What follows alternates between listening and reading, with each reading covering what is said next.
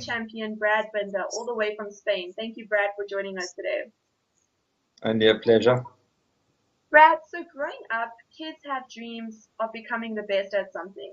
Was your dream to be a Moto3 champion? And if so, did the reality of becoming one actually match up with that childhood dream? My dream was never to become a Moto3 World Champion. My dream is still to become a MotoGP World Champion. But, obviously Moto3 is the first step along the way. So, I mean, it was awesome to have won the World Championship, and I enjoyed it a lot, obviously. But, it just felt like it was one of those things along the way that I had to accomplish to try get to the next stage of my career. And yeah, I mean, now that it's all done, it feels pretty good to know that I'm going up into Moto2, being the world champion in Moto3, and hopefully I can carry the momentum through. So, Brad, everyone's been talking about your injury. You broke your arm last year and you only recently got back on the bike. Just describe the situation at the moment. Has it hindered you at all in your preparations to change to Moto2? And are you going to be ready for your first race in Qatar next month? Uh, I mean, my arm at the moment isn't great. Basically, I had my first surgery, and then after 6 weeks, we took more X-rays and everything, and we decided, okay, it's not good enough. The best thing we can do is have another operation, put another plate in, and do another bone graft. But yeah, so that's basically what we did. But then obviously, I lost another 6 weeks. So basically, I've been chilling for 3 months now, not doing too much, and it's a bit of a pain because obviously I needed to be training really hard and prepping myself for Moto2. But the good thing is it all happened in my off season, and the only thing that I really missed is 2 days of testing in Valencia on my proper bike, and obviously a lot of training on top of that. But that we can catch up.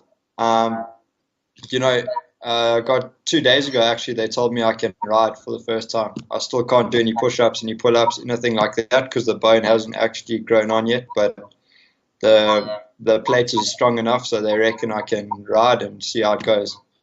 I mean, the first time on a bike was difficult. I only did a few laps and I was in a lot of pain, and I can't really move my wrist too much, so it's difficult to move on the bike. But I think it's just going to take a little bit of time, and every time I get back on the bike, I think things are just going to become easier and easier. Yeah, and obviously changing to Moto2 is a big adjustment. You've gone to a much heavier bike. So I know success doesn't happen overnight, but when this year do you hope to be in sync with the Moto2 class? It's difficult to say. Obviously, I've never gone into a race with plans to come second or not to win. But the reality is, I know it's not that easy because when I was sitting on the couch, everyone else was prepping, and I've never ever really ridden a proper 600 before. And the first 2 days were really difficult, and I ended up crashing and breaking my arm. So, I never said goodbye to my bike for the off season in very good terms. But at the end of the day, I just need to really go out there and give it my best.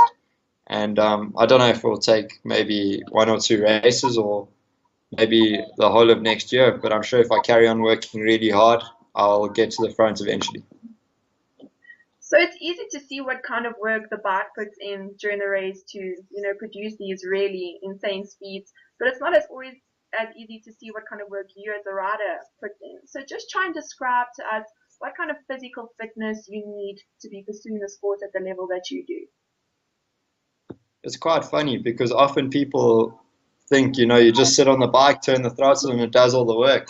But unfortunately, it's not the case. I mean, after a 45-minute race, you are completely dead. My average heart rate in a normal race is about 180 beats. So for anybody that knows, well, that trains a little bit, knows that you're working quite hard when you're up there. So I mean, it's good. You obviously, the more you train and the fitter you are, the easier it is to keep your focus. And at the end of the day, when it's the last 2-3 laps that really count when you need to position yourself well and fight for the last lap. So obviously, the more fit you are, the better things are. Okay, so obviously we've established that racing requires strength, physical to quite a great extent, but also mental. So where do you as a rider draw your strength from? I feel like when I try to think about maybe what's going to happen or what I should do in the race, or if I'm training perfectly, or if I'm eating perfectly, if I worry about all the little things too much, I just seem to get slower. So I try to enjoy myself and just take everything one day at a time. And yeah, I feel like I'm really good at not taking in the pressure. I feel like I'm quite good at just, letting what's going on go on and just get on my bike and do my job. Brad, what do you believe can be done to build or prepare the young riders in South Africa to follow in the footsteps that you did to MotoGP glory? I mean, at the moment in South Africa, it's looking a lot better. KTM have gone and they've made like almost a development class on the 390s, which is great. It's a championship, and they're on a bike with that race all over the world.